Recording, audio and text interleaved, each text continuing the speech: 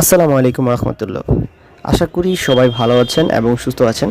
তো এখন বাজে 2টা 30।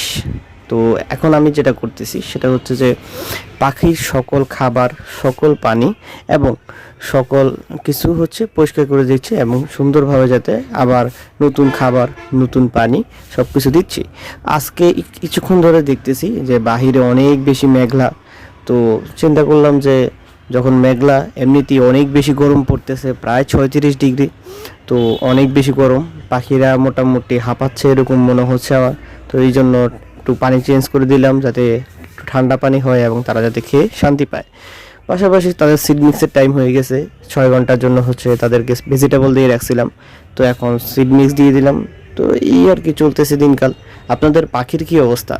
আপনাদের যে পোষা পাখিরা পালতেছেন তাদের কি অবস্থা, ওটা জানাবেন কমেন্ট বক্সে ইনশাল্লাহ।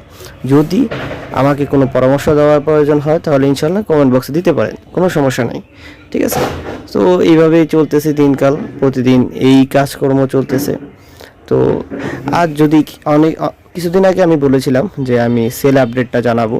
সো সেল আপডেট দেওয়া হয় নাই সময়ের কারণে। ইনশাল্লাহ খুবই শীঘ্রই জানানো হবে। Thank you so much for watching. আল্লাহ হাফেজ।